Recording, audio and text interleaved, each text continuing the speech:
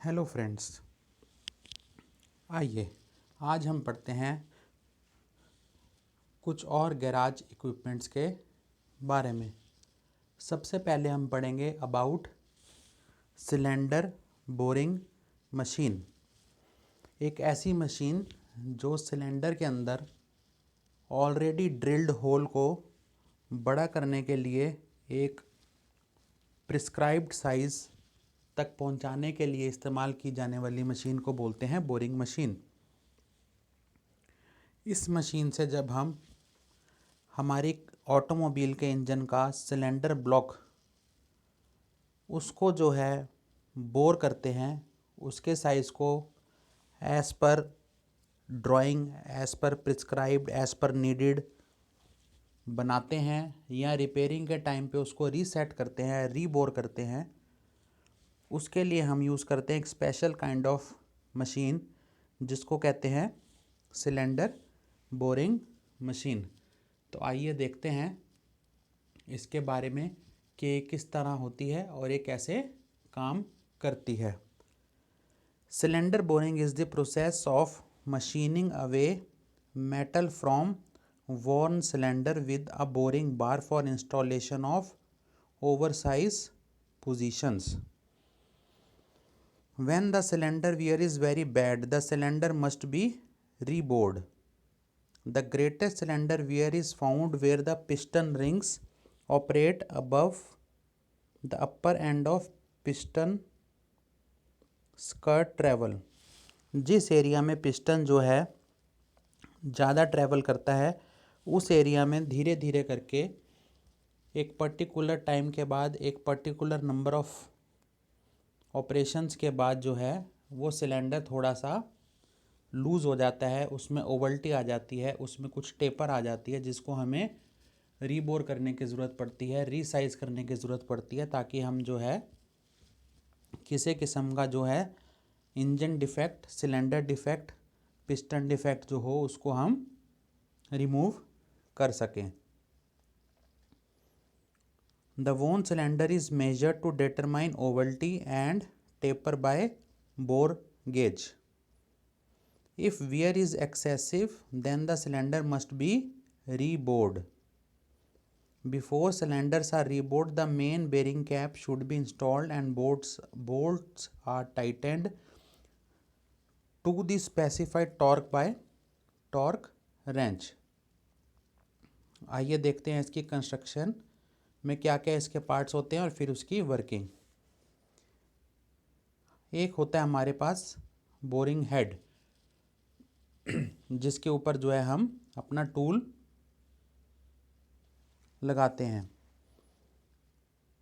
Boring बार, एक driving spindle जो इस बोरिंग हेड से बोरिंग बार को चलाएगा, मोटर जो कि सारे सिस्टम को चलाएगी, clamps, tool holder, tungsten carbide tipped tool. ये एक टंगस्टन कार्बाइड एक मटेरियल है जिसका हम जो है टूल इस्तेमाल करते हैं for reboring. Feed wheel, operating controls and automatic feed के लिए जो है लीड स्क्रू और सेंटरिंग नीडल ताकि जो है बोरिंग बार को जो है हम सेंटर पोजीशन सिलेंडर के ला पाएँ ताकि जो है वो सही से उसी सेंटर पे जहाँ पे वो पहले था उसी सेंटर पे वो जो है रीबोर किया जा सके। तो आइए देखते हैं इसकी डायग्राम की मदद से कि किस तरह से वर्क करता है। ये हमारे पास यहाँ पे एक सिंप्लीफाइड डायग्राम है इस चीज़ का। ये हमारा हेड है, ये हमारा स्पिंडल है, ये हमारी बोरिंग बार है, ये जो है स्पिंडल से ये है हेड सपोर्ट, ये नीचे की तरफ बोरिंग बार आ सकती है। ये हमारा यहाँ पे बोरिंग का पूरा हेड है।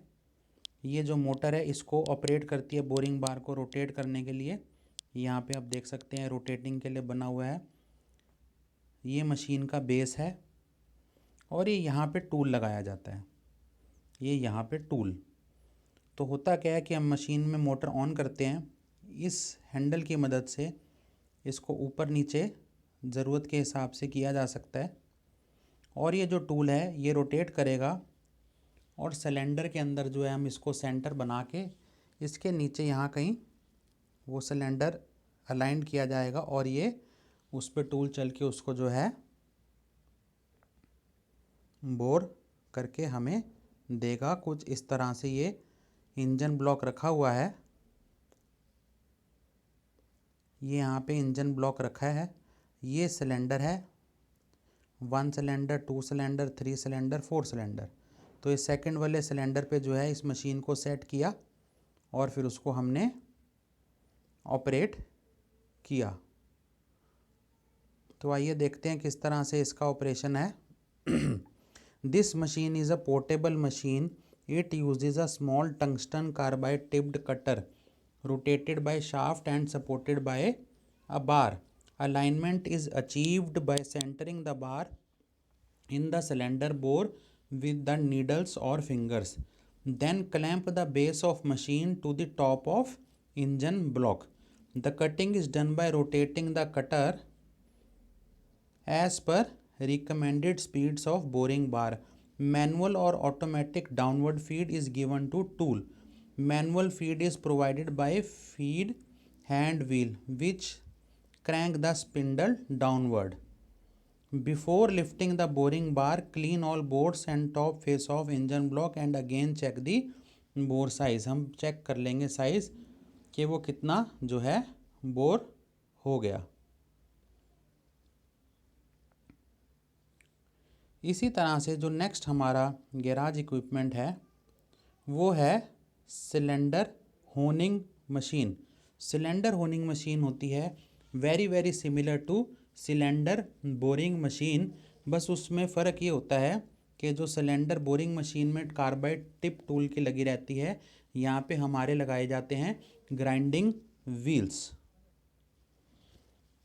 Honing is the finishing process by means of bonded abrasive stones called होन्स। Simple भाषा में बोलें तो जैसे आपने ग्राइंडिंग मशीन पे ग्राइंडिंग टूल्स देखे होंगे, एक बड़े बड़े व्हील्स होते हैं जो कि एब्रेसिव मटेरियल के होते हैं, जिससे जो है हम किसी भी चीज़ को शाइन कर सकते हैं। क्योंकि कोई चीज़ को जब हमने बोर किया तो उसका सरफेस इतना स्मूथ नहीं होगा, हमें वो सरफेस बहुत ही ज़्यादा हाईली स्मूथ चाहिए ताकि जो है उसमें फ्रिक्शन लेस से लेस हो। जब पिस्टन सिलेंडर के अंदर चले तो बोरिंग के बाद उसमें ज़रूरी हो जाता है कि उसको हम जो है होनिंग प्रोसेस से जो है होन करें। It is mostly used for finishing internal cylindrical surfaces. Honing stones are made of abrasive materials like silicon carbide, aluminium oxide, diamond और cubic boron nitride etcetera. Cylinder honing is an internal type of honing which uses internal hone to finish the internal cylindrical surface of cylinder in engine block. In a new rebored cylinder, honing is necessary to achieve the desired surface finish, which will give long ring and cylinder life plus a surface crosshatch pattern which is suitable for ensuring satisfactory oil control. क्योंकि हमें ऐसा भी चाहिए कि जब वो surface हो तो उसके ऊपर ऑयल कुछ टिके, जो लुब्रिकेटिंग ऑयल होगा, तो उसके लिए जो है हमें होनिंग करनी बहुत ज़रूरी होती है। तो आइए देखते हैं इसके अंदर क्या क्या पार्ट्स होते हैं इस मशीन के अंदर। होनिंग हेड होगा, स्पिंडल, फिक्सर, मोटर, होन यानी कि टूल जो कि ग्राइंडिंग व्हील की तरह होगा, फीड व्हील, क्लैंप्स जो कि हमारे सिलेंडर को पकड़ने के लिए मशीन के ऊपर चाहिए होगा, कॉलम, गाइडवेज एंड बेस। मोर और less similar to cylindrical boring machine. इस तरह से जो है ये सिलेंडर होता है, ये सिलेंडर है, इसके अंदर जो है ये एब्रेसिव मटेरियल है, ये आर्म्स के ऊपर लगे हुए हैं, ये इसके अंदर इंसर्ट कर दिया जाएगा और उसको फिर हम जो है रोटेट करेंगे एक डिज़ायर्ड प्रिस्क्राइब्ड स्पीड के ऊपर और धीरे धीरे उसको नीचे की तरफ और फिर बाद में ऊपर की तरफ भी ले जाया जा सकता है, जिससे जो है ये बोर जो ये यहाँ पे जो डायमीटर तैयार हुआ है, जो इंटरनल डायमीटर एडी हुआ है, ये होन हो जाएगा, ये हाईली स्मूथ फिनिश इसमें आ जाएगी। The machine is placed on the engine block at proper position with clamps. The abrasive sticks of aluminum oxide or silicon carbide are mounted in a fixture. A floating action between the work and tool prevails so that any pressure exerted on the tool is transmitted equally on all sides. The stroke and working length must be finally adjusted. The honing tool is given a slow reciprocating motion as it rotates. Honing is finalized and desired cross hatch pattern and finish of cylinder wall is achieved. तो इस तरह से जो है इसके अंदर एक 50 degree angle के करीब जो है एक यहाँ पे हैचिंग बहुत बारीक पैटर्न भी बन जाएगा और ये काफ़ी स्मूथ भी रहेगा, ताकि जो है हम उसके अंदर पिस्टन फिट करने के बाद ऑयल को जब लुब्रिकेट करें तो वो उसके अंदर वॉल्स के अंदर लगा रहे, ये ना हो कि वो सारा ही स्लिप करता जाए बार बार।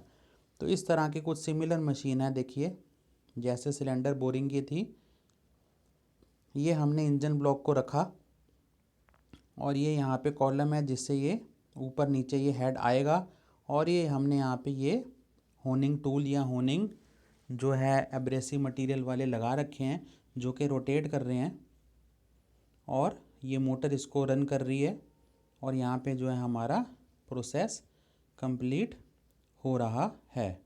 तो ये था हमारा सिलेंड्रिकल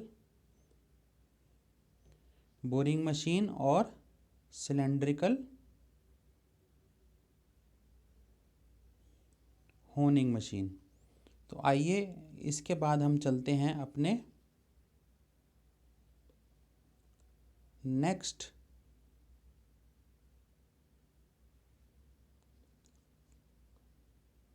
गैराज इक्विपमेंट के बारे में, जो कि है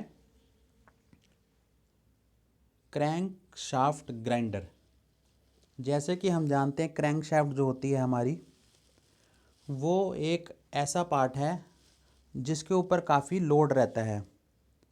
तो ये बहुत ज़रूरी हो जाता है कि क्रैंक शाफ्ट जो है वो बिल्कुल हाईली प्रिसाइज्ड बनी हो, उसके अंदर जो है साइज़ के टॉलरेंसेस लेवल बहुत कम हो, ताकि जो है हम अच्छी फिटिंग उसको दे पाएँ, ताकि जो है हम उसके ऊपर का जो प्रेशर है उसको मिनिमाइज़ कर पाएँ। और जब रिपेयर का टाइम भी आए तो भी जो है हम सेम ही मशीन इस्तेमाल करके जो है उसको यूज़ कर सकते हैं। ये क्रैंक शाफ्ट है, आपने देखी होगी, इस तरह से क्रैंक शाफ्ट होती है। यहाँ पे जो है इन जगहों पे जो है हम अपने कनेक्टिंग रॉड्स को जो है लगा देते हैं with the help of bearings. हम यहाँ पे जो है बेरिंग लगाएंगे। तो ये बहुत ज़रूरी होता है कि ये जो साइज़ है, जो ये छोटा सा डायमीटर यहाँ पे होगा जहाँ बेरिंग या क्रैंक जहाँ कनेक्टिंग रॉड फिट करा जाएगा, ये हाईली प्रिसाइज साइज़ हो। तो इसके लिए हमें क्या करना पड़ता है, इसके लिए जो है हमें इस चीज़ को ग्राइंड करना पड़ता है, ताकि जो है इसके अंदर कोई ओवल्टी हो या सिलेंड्रिकल में जब हमने उसको लेथ मशीन के ऊपर या किसी और मशीन के ऊपर जब हमने उसको रेडी किया हो, तो अगर उसके अंदर कुछ डिफेक्ट्स आ गए हों किसी वजह से, साइज़ प्रॉपर ना हो या उसमें सरफेस स्मूथ ना हो, तो हम जो है इस पर्टिकुलर मशीन की मदद से, इस पर्टिकुलर ग्राइंडिंग मशीन की मदद से जो है हम क्रैंक शाफ्ट को जो है ग्राइंड करके उसको स्मूथ करके उसका साइज़ भी मेंटेन कर सकते हैं। तो ये कुछ लेथ मशीन की तरह दिखती है, बट उसका काफ़ी सिंपल वर्जन है। ये टेबल है या ऐसा कहें कि ये बेस है, एक ये हेड है और एक इधर हेड है। यहाँ पे दो सेंटर लगे हुए हैं जिस पे हम अपनी क्रैंक शाफ्ट को माउंट कर लेंगे ताकि वो सेंटर पे चले। ये हमारा पीछे एक जो ये बॉक्स दिख रहा है, ये है हमारा पूरा का पूरा ग्राइंडिंग व्हील का हेड, जिसके ऊपर हमारा ये ग्राइंडिंग व्हील लगा हुआ है, जो कि इस तरह से जो है रोटेट कर रहा है, घूम रहा है गोल गोल। एक यहाँ पे कूलेंट पाइप दिया हुआ है, कूलेंट पाइप के अंदर जो है हम फ्लूइड और वाटर को मिक्स करके, एक special type of cutting fluid and water को मिक्स करके जो है इसके ऊपर लगातार गिराते हैं ताकि ये ठंडा रहे और जब सरफेस इसका निकल के आए तो वो काफ़ी स्मूथ हो। तो इसके ऊपर हम जो है क्रैंक शाफ्ट को बांध देते हैं और बांधने के बाद जो है हम क्रैंक शाफ्ट को जो है उसको भी रोटेट करते हैं, प्लस ग्राइंडिंग व्हील को भी रोटेट करते हैं और इन दोनों को आपस में जब टच कराएंगे तो हमारे को एज़ प्रिस्क्राइब जो डिज़ायर्ड साइज़ होगा उसके हिसाब से हम जो है इसकी ग्राइंडिंग कर लेंगे ताकि जो है हमें आगे इसको मदद मिले काम करने में। तो ये इसका एक सिंपलीफाइड डायग्राम है। ये ग्राइंडिंग व्हील है और ये ग्राइंडिंग व्हील है जो रोटेट कर रहा है और ये क्रैंक शाफ्ट है जो यहाँ पे दो जगह से रोटेट कर रही है। तो आइए इसका थोड़ा सा इंट्रोडक्शन पढ़ लेते हैं। Crank shaft and connecting rod transform the reciprocating motion of piston into a rotary motion that is necessary to drive the car. These parts are subjected to extreme stresses and strains, so they required great precision in construction. The crankshaft is cast or forged from a special steel alloy, after which its bearing surfaces are machined. A final grinding operation finishes the crankshaft to the closed tolerances necessary of crankshaft is required. The grinding of crankshaft is done on a special sophisticated machine called crankshaft grinder. Crankshaft grinder is required to grind the main bearing journals and crankpins on crankshaft. The grinding wheel must refinish the bearing surfaces with greater accuracy and extreme smoothness, जो कि मैंने अभी आपको explain करा with the help of diagram. वही जो है ये हमारे जो है एक्सट्रीमली स्मूथ सरफेसेस हैं जहाँ पे हमारे बेयरिंग माउंट होंगे। तो यहाँ पे इसको हम जो है ग्राइंड कर लेते हैं। तो वर्किंग मैंने आपसे डिस्कस कर ली है, इसकी बहुत ही सिंपल वर्किंग है। इसी तरह से जो है हमारा नेक्स्ट गैराज इक्विपमेंट है वो है कैम शाफ्ट ग्राइंडिंग मशीन। जिस तरह से क्रैंक शाफ्ट होती है जो कि इंजन के अंदर नीचे की तरफ लगी होती है, जिसका काम होता है कनेक्टिंग रॉड से पिस्टन को कनेक्ट करना और जो है उसको ऑपरेट करना। इसी तरह से कैम शाफ्ट होती है जो हमारी सिलेंडर के ऊपर के हिस्से में, जो इंजन ब्लॉक के ऊपर के हिस्से में जो है लगी रहती है। उसका काम रहता है जो है हमारे इनलेट एंड आउटलेट जो वॉल्स होते हैं, inlet valve and exhaust valve, उनको ऑपरेट करना। तो उसके अंदर भी जो हिस्सा टच करता है हमारा इनलेट वॉल्व को या एग्जॉस्ट वॉल्व को ऑपरेट करने के लिए, जिसको लोब कहा जाता है, LOBE लोब, उसका भी हाईली प्रिसाइज होना बहुत ज़रूरी है, क्योंकि अगर उसके साइज़ में फ़र्क आ जाएगा तो सही टाइमिंग सेट नहीं हो पाएगी और हमारा इनलेट और एग्जॉस्ट वॉल्व जहाँ पे भी वो डिफेक्ट होगा वो सही से टाइम पे ना तो खुलेगा ना तो बंद होगा। तो जिस तरह से हमने क्रैंकशाफ्ट ग्राइंडिंग मशीन है, बिल्कुल इसी तरह से हमारे पास कैम शाफ्ट ग्राइंडिंग मशीन होती है, जिसका जो है वर्किंग इसी तरह से होता है। ये हमारा कैम शाफ्ट का जो लोब है उसको हम रीग्राउंड करके, रीसरफेस करके इस तरह से रेडी कर लेते हैं। तो ये देखिए, ये बिल्कुल सिमिलर या सेम टाइप ऑफ मशीन है, जिसके अंदर जो है हम ग्राइंडिंग व्हील की मदद से बिल्कुल सेम प्रोसीजर, हम कह सकते हैं कि एक तरह से सेम ही मशीन है, बट ये स्पेसिफिकली कैम शाफ्ट्स के लिए बनी हुई है, कैम शाफ्ट को ग्राइंड करने के लिए। तो इस तरह से जो है हम मशीन के ऊपर कैम शाफ्ट को ग्राइंड कर सकते हैं और क्रैंक शाफ्ट को भी ग्राइंड कर सकते हैं। तो मैं उम्मीद करता हूँ आपको आज cylinder boring machine, cylinder honing machine, crank shaft grinder and cam shaft grinder machines के बारे में एक जनरल आइडिया हुआ होगा। तो इन डायग्राम्स की मदद से जो है हम इसको बहुत ही ईजीली एक्सप्लेन कर सकते हैं। Thanks for your time, thanks for